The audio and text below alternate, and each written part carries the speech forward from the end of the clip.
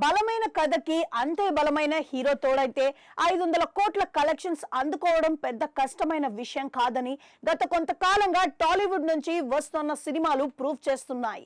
రాజమౌళి బాహుబలి 1 తో మొదటిసారి 500+ కోట్ల కలెక్షన్స్ సినిమాని టాలీవుడ్ కి అందించారు. ఈ సినిమా క్రియేట్ చేసిన హైప్ తో బాహుబలి 2 ఏకంగా 1500+ కోట్లకి పైగా కలెక్షన్స్ లని సాధించి రికార్డులను సృష్టించింది. ఐకాన్ స్టార్ అల్లు అర్జున్ పుష్ప మూవీతో 300+ కోట్ల దగ్గర ఆగిపోయాడు. మళ్ళీ రాజమౌళినే RRR సినిమాతో 500+ కోట్ల కలెక్షన్స్ ని సాధించారు. ఆయన నుంచి 2 సినిమాలు 1000 కోట్లకి పైగా కలెక్ట్ చేసి రికార్డులు క్రియేట్ చేశాయి. నెక్స్ట్ రాజమౌళి 2000+ కోట్ల కలెక్షన్స్ ని SSMB 29 తో లక్ష్యంగా పెట్టుకున్నారు. హీరోగా ప్రభాస్ బాహుబలి 1, 2 సినిమాలతో 500+ కోట్ల క్లబ్ హీరోగా మారిపోయారు. RRR సినిమాలతో రామ్ చరణ్, NTR ఈ లిస్టులోకి వచ్చారు. డార్లింగ్ ప్రభాస్ సలార్ పార్ట్ 1, కల్కి ఏడి పార్ట్ 1 సినిమాలతో మరోసారి 500+ కోట్లకి పైగా కలెక్షన్ సాధించి ఎవరికీ సాధ్యం కాని ఫీట్ అందుకున్నారు.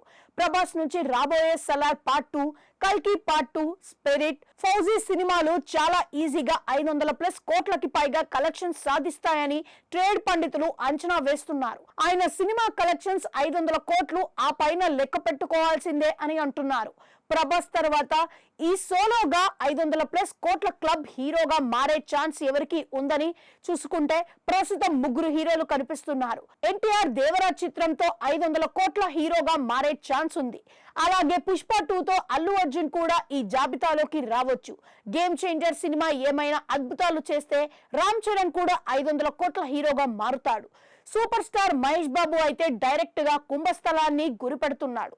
ఈ ఏడాదిలో అయితే రామ్ చరణ్, అల్లు అర్జున్, NTR కి నెక్స్ట్ 500 కోట్ల కలెక్షన్స్ ని టాలీవుడ్ కి అందించే సత్తా ఉంది. వీరిలో ఎవరు ఆ రికార్డ్ అందుకుంటారు అనేది ఇప్పుడు ఆసక్తికరంగా మారింది. ఈ 3 హీరోల నుంచి ఈ ఏడాది రాబోయే సినిమాలపై హై ఎక్స్పెక్టేషన్స్ ఉన్నాయి. అలాగే బిజినెస్ కూడా 300 నుంచి 400 కోట్ల మధ్యలోనే జరుగుతున్నాయి.